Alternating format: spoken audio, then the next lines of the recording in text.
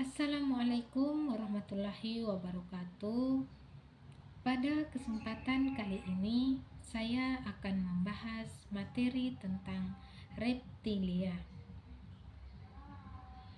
Adapun pembahasan yang pertama yaitu pengertian reptilia. Reptil atau binatang melata adalah sebuah kelompok hewan vertebrata yang berdarah dingin dan memiliki sisik yang menutup tubuhnya. Reptil adalah tetrapoda atau hewan dengan 4 tungkai dan menelurkan telur yang embrionya diselubungi oleh membran amniotik. Selain itu, reptil merupakan binatang merayap yang tubuhnya ditutupi oleh kulit atau kadang-kadang sebagai sisik. Dari zat tanduk, kulit atau sisik tidak berlendir karena sangat sedikit mempunyai kelenjar pada kulit. Adapun yang kedua, ciri-ciri hewan reptilia adalah sebagai berikut. Yang pertama, bertulang belakang, maka dikelompokkan dalam subfilum vertebrata. Yang kedua, kulit bersisik kering dilindungi kulit dengan lapisan bahan atau tanduk. Yang ketiga, bernafas dengan paruh-paruh. Yang keempat, biasanya bertelur dan telur bercangkang keras yang kemudian dikenal dengan ovovivipar.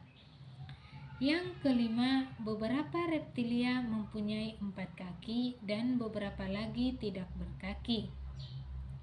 Yang keenam, paikilotermis berdarah dingin. Suhu badan berubah mengikuti suhu sekitarnya. Karena reptilia berdarah dingin, maka mereka tidak dapat mengontrol suhu badan mereka. Yang ketujuh, hewan reptilia mempunyai kulit yang bersisik yang terdiri dari selaput bertulang atau bergading. Klasifikasi reptilia.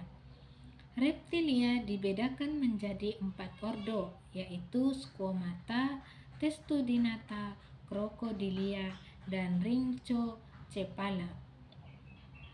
Adapun ordo yang pertama yaitu ordo Squamata.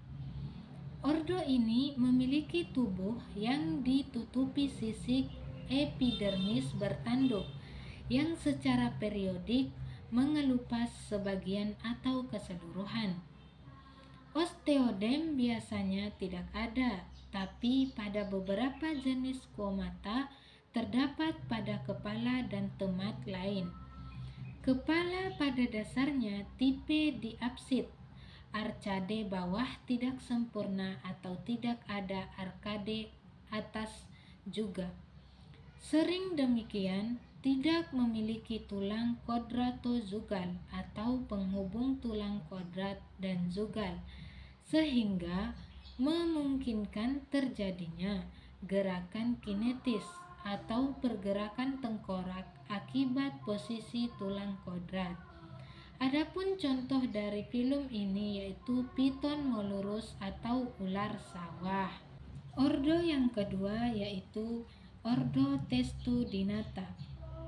Spesies pada ordo ini memiliki tubuh bulat, pipih, dan umumnya relatif besar, terbungkus oleh perisai. Perisai sebelah dorsal cembung yang disebut carapace dan perisai sebelah ventral datra yang disebut plastron. Kedua bagian perisai itu digabungkan pada bagian lateral bawah, dibungkus oleh kulit dengan lapisan zat tanduk tebal. Tidak mempunyai gigi, tetapi rahang berkulit tanduk sebagai penggantinya. Tulang kuadrat pada kranium mempunyai hubungan bebas dengan rahang bawah, sehingga rahang bawah mudah digerakkan.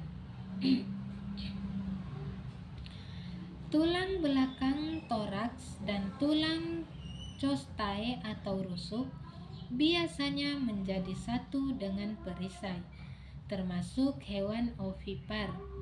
Telurnya diletakkan dalam lubang pasir atau tanah. Ekstremitas sebagai alat gerak baik di darat atau di air. Ordo Testudinata dibagi menjadi dua famili. Yang pertama, familia Chelonidae, spesies penyu hijau, dan yang kedua, familia Trinidae, spesies kura-kura aldabra. Yang ketiga, ordo Crocodilia. Tubuhnya panjang, kepala besar dan runcing, rahang kuat dan gigi tumpul. Kaki pendek dengan jari-jari berselaput tebal. Ekor panjang, kulit tebal, jantung terbagi atas 4 ruangan terpisah. Ovipar, telinga berlubang kecil. Contoh hewan dari ordo ini yaitu Crocodylus americanus. Selanjutnya yang keempat yaitu ordo Rhynchocephalia yang masih hidup sampai sekarang, mempunyai bentuk serupa kadal, berkulit tanduk dan bersisik bergranula. Punggungnya berduri pendek, tulang rahangnya mudah digerakkan. Contoh yang masih hidup di Australia, contohnya yaitu Sphenodon punctatum atau tuatra. Pembahasan yang selanjutnya yaitu sistem pencernaan reptilia. Adapun sistem pencernaannya terdiri yang pertama rongga mulut, disokong oleh rahang atas dan rahang bawah. Pada masing-masing rahang terdapat gigi-gigi yang terbentuk kerucut. Gigi menempel pada gusi dan sedikit melengkung ke arah rongga mulut. Khususnya pada ular berbisa akan tumbuh gigi yang dapat menghasilkan racun yang terdapat pada rongga mulut. Pada buaya, giginya bisa mengalami 50 kali pergantian. Pada reptil tidak mengunyah makanannya, jadi giginya berfungsi sebagai penangkap mangsa. Pada rongga mulut terdapat lidah yang melekat pada tulang lidah dengan ujung bercabang 2. Pada reptilia, pemakan insekta memiliki lidah yang dapat dijulurkan, sedangkan pada buaya dan kura-kura lidahnya relatif kecil dan tidak dapat dijulurkan. Lidah ular berbentuk pembuluh yang terbungkus oleh selaput dan terletak di bagian rahang bawah. Memiliki kelenjar mukoid yang sekretnya berfungsi agar rongga mulut tetap basah dan dapat dengan mudah menelan mangsanya. Pada ular, kelenjar labia bermodifikasi menjadi kelenjar Poisson yang bermuara di kantung yang terletak di daerah gigi, taring, dan dikeluarkan melalui gigi tersebut. Pencernaan yang kedua yaitu kerongkongan atau esophagus. Kerongkongan merupakan saluran di belakang rongga mulut yang menyalurkan makanan dari rongga mulut ke lambung. Di dalam esophagus tidak terjadi proses pencernaan.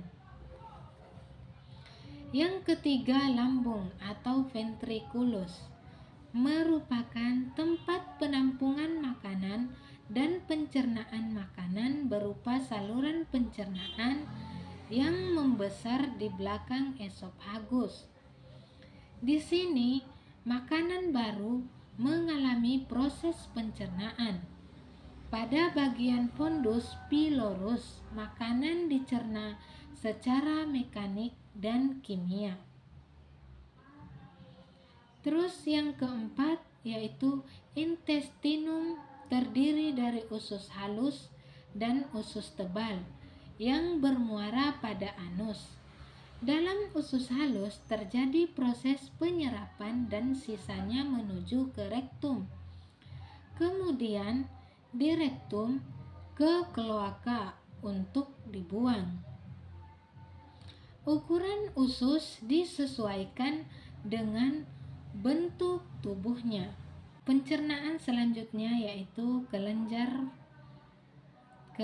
pencernaan, terdiri atas hati dan pankreas. Empedu yang dihasilkan oleh hati ditampung di dalam kantong yang disebut vesica vilea. Hati terdiri dari dua lobus, yaitu sinister dan dexter, yang berwarna coklat kemerahan. Kantong empedu terletak pada tepi sebelah kanan hati. Pankreas pada reptil terletak di antara lambung dan duodenum. Pankreas berbentuk pipih dan berwarna kuning-kuningan. Sistem reproduksi reptilia. Yang pertama, jantan. Jantan memiliki alat kelamin khususnya hemipenis, sepasang testis, dan memiliki epididymis, memiliki vas deferens. Sedangkan yang betina memiliki sepasang ovarium, memiliki saluran telur atau oviduk, terus berakhir pada saluran kloaka. Sistem ekskresi pada reptil berupa ginjal, paru-paru, kulit, dan kloaka.